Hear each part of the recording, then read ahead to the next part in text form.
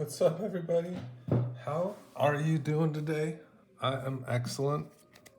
Today we're going to be going into some pretty wild four-color mutate stuff. So this is going to be our spot right there.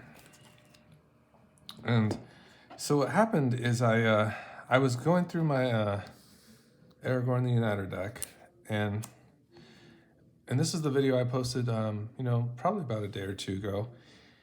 And I got all the cards together. I was shuffling it up and kind of seeing, and, really I was just kind of looking at, just kind of getting a feel for the deck, because I'll put these decks together and then I want to, kind of, work with it. I want to make sure I have all my shock lands kind of in place and all the colors that I need and all the things I need to make sure the deck functions correctly when I do go play it in real life.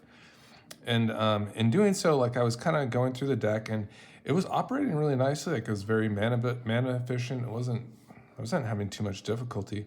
I did go ahead and I casted a card like Feather, during one of these impromptu run-throughs, and it's just it kind of seemed like it was kind of like a nombo with some of the cards. I had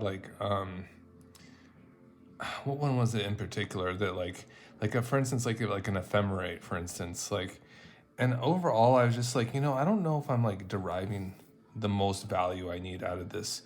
I don't know if I'm a feather deck. I was definitely built around targeting my creatures and such, but it just felt like maybe I could do something a little bit more powerful. So what I did is I kind of just went through the deck and I kind of trimmed it of a lot of spell slinging kind of, attributes, like these double casts, with Ancient Drudge. I also took out a Phantasmal Image, and I'll get into that, but there is a reason for it, and I'll show you why. But Feather, of course, I just basically kind of went through here. I was just kind of looking at all the things that had kind of synergy with an abundance of non-creature spells, like a Whirlwind of Thought is so very good with these kind of spells. But overall, I was just kind of getting away from that, a little bit, the single target spells, in favor of an archetype that I'm actually kind of familiar with, because I've built in a ton of decks with it before, and that is mutate. So what is so great about mutate? Well, it does some pretty amazing things, and there is definitely a lot of support to be built around mutate. When I build mutate decks, I've done a Sultai build before, and you have a good amount of mutate creatures to go through. There's no doubt about it. I prefer the ones, though, that have low mutate costs, because you want to probably get as many mutates as possible, right? And you want the mutates to be kind of manageable. You want to have an abundance of mutates. So a card like Sea Dash or Octopus is just fantastic, right? Just a low mutate cost, and then when whatever mutates on deals damage, you draw a card, so that's nice. And amazingly enough, I don't have access to this card in Sultai, the Lord Dracus, but in these four colors, I now have access to it, and I was amazed to see that low mutate cost. It's basically just a 2 cost. And whenever this creature mutates, return target instant or sorcery card from a graveyard to hand. So we'll still be playing instants and sorceries. We might not just have as many as we did before. But this low mutate cost is just makes it so worth. Additionally, another low mutate cost, Parcel Beast, just a green and a blue. Once again, we're getting access to all these fantastic mutate cards in this 4-color scheme. Migratory Greathorn is just a slot in for any of these colors. Mutate decks that have green in it. Just easy to fetch up a basic, and once it mutates, and kind of get ahead on ramp. This one's very fantastic, right? The Luna, the Apex of Wishes. It's one of those huge mutate bombs, and whenever this creature mutates, exile cards from the top of your library until you exile a non-land permanent card. Put that card in the battlefield or into your hand. So it's a nice little slot machine card. And if it mutates more, we keep repeating that process. And what's nice about that, I believe it's permanence, yeah? So yeah, you get a permanent, which is nice. So kind of sift through all those non-creature spells. And, ones that aren't permanents. So it could get enchantments and such. So that's nice. And that enchantments and creatures, artifacts. Anything that sticks to the board. So here's Vadrock, the Apex of Thunder. Once again, just another mutate. Now this barely meets the criteria, I'd say, for my mutate. It's also just good for Aragorn in general, just for the colors. But like a 4-cost mutate, like if I don't think the effect is like worth, like I might skip it. But just a 4-cost mutate is nice, and whenever this one mutates, you could cast a non-creature card with converted mana cost 3 or less from your graveyard without paying its mana cost. So that's nice. So yeah, there's implications for like cards like Metamorphose, where it's just like a nice free cast into more mana, into more cards. That's nice. It seems good to me. Okay, and here we go. Here's the Cub Warden. And yeah, once again, just like a 4-cost mutate. And then whenever this one mutates, you create some tokens. So it's fine. Here's another 4-cost mutate for the Cloud Piercer. Whenever this creature mutates, you may discard a card. If you do, draw a card. It's fine. Oh, here we go. Like a nice 3 mutate. This is good. The Porcupirate. So when this one will be able to, whatever it's mutated onto, this creature deals X damage to any target, where X is the number of times this creature is mutated. So that's kind of fun. And the Gem Razor, a classic 3-cost mutate creature that when it mutates, it destroys a target artifact or enchantment. Fantastic. Really nasty card, right? And here's Regal Leosaur. Just kind of a nice sneaky one here, where it's just another 3-cost mutate. And then it makes all our creatures get 2/1 until end of the turn. It's a cat. And here's the Pouncing Sorcerer. This one is the one that bounces things. It bounces creatures back to their hand. Or, yeah, it is creatures. Yeah, it bounces. It does a little bouncing. For that 4-cost. Ooh, a little bit of like land destruction. The Sawtooth Demolisher. Ooh, it's a disgusting. Whenever this creature mutates, destroy target non-creature permanent, or just any non-creature permanent in general. So good. Its controller creates a 3/3 green beast creature token. But you could go for like the lands if you really being wanted. Look at it, it's even like destroying like a land here. It's just ready. This is the Dreamtail Heron, so this one's going to get us a card when it mutates. Fantastic.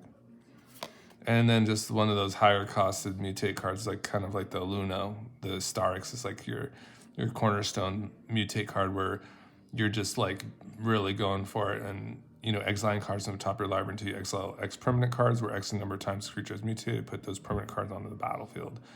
Wow. Dang. So you could get so if it's mutated twice, you get 2 permanent cards. Dang, bro. That thing's nasty. I love it. So there's that Auspicious Starix. So there it is.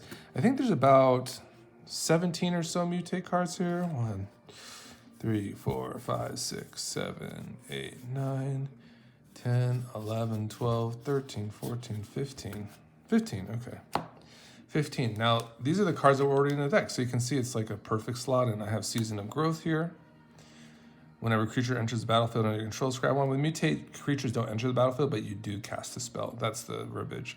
Whenever you cast a spell that targets a creature you control, draw a card. So with this on the battlefield, we're mutating, we're drawing cards from each of those mutates.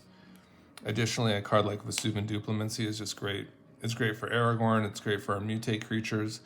Anytime that we cast a spell that targets only a single artifact or creature we control, create a token that's a copy of that artifact or creature, except it's not legendary. The thing about mutate creatures, though, is that I think for mutate, it's the mutate mechanic is only for our non-creatures, or our non-human creatures. So just be wary of that. But overall, it should be fine. We're going to still have single target spells that target Aragorn. We're going to have so many shapeshifters and such, so everything should be great still.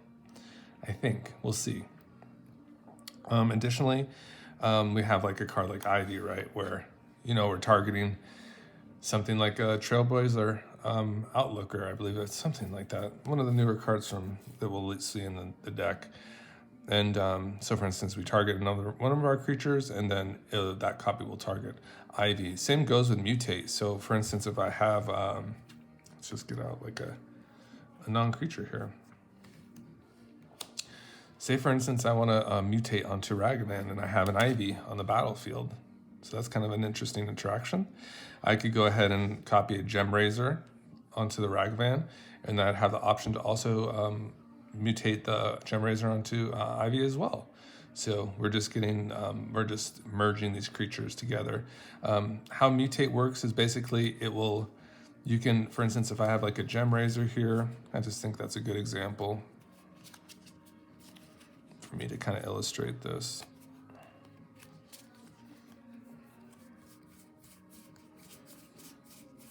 Okay. So for instance, we go ahead and mutate onto the Ragman, and then we're mutating on the Ivy.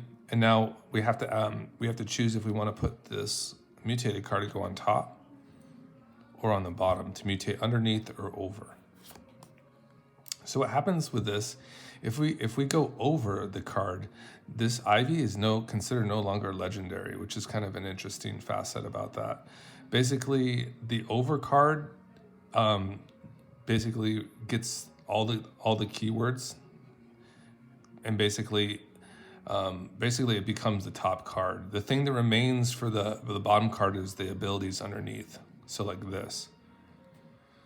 So the mutated card, so basically you can kind of see it, like, I think this is kind of a good way to explain it. You can see it's just kind of an extended text box, but the stats will be the top card, okay?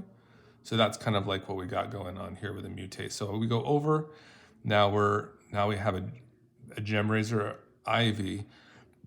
It's 4 CMC. It's a creature beast. It has reach, trample. Whenever this creature mutates, destroy target artifact, enchantment your opponent controls. It additionally has flying. And whenever a player casts a spell that targets only a single creature other than... Okay, so I believe it's still this text, even though it isn't, it loses its legend text, but it is still considered Ivy. So yeah. So if we continue, like, if we target any other spell that targets only a single creature other than Ivy, lethal spell beats, you may have copied the spell. So it still retains those characteristics. So just a great mechanic here. It can be a little bit confusing, of course, but that is from what I believe and how I've experienced the card. That is how it works. So there's that. So basically, like, the cuts for, get to this point, like I kind of already shown them. Just they were more like based on, these single target spells, which might be still good, and this obviously is Phantasmal Image. You can't mutate over it. It will just basically remove from the battlefield, which would be no good for us. And then there's Orvar. So yeah, these are the ones that, because Orvar only deals with instants and sorceries. So there's that. So that was kind of the move there. And the deck still just kind of remains... I really didn't have to change much except remove those kind of like, lower... I'm still going to keep, like, some of our more impactful multicolored cards that target, like Angel Fire, and I believe I have Legolas's Quick Reflexes, but more often than not, it was just a very clean swap. So this was really fun. It's basically just turned into like kind of a spell slinging deck to like a 4-color mutate deck, and I was very excited to see that some of the mutates were such low cost. Like a Lord Dracus is like only 2 mana to mutate. That's huge for our program and our mutate capabilities. So I'm still going to keep some of the basics in there for like our Migratory Great Horn. So yeah, it just basically still has that 4-color good stuff in there. And the shapeshifters, we're just going to be adding the mutate cards. So what a fun little diversion, and I'm very excited. So I'm just going to sleeve these up and get them going and test it out. But that's it, everybody. So have a wonderful day, and I'll see you soon. I'm going to get my computer here soon. We're gonna battle some people. Goodbye.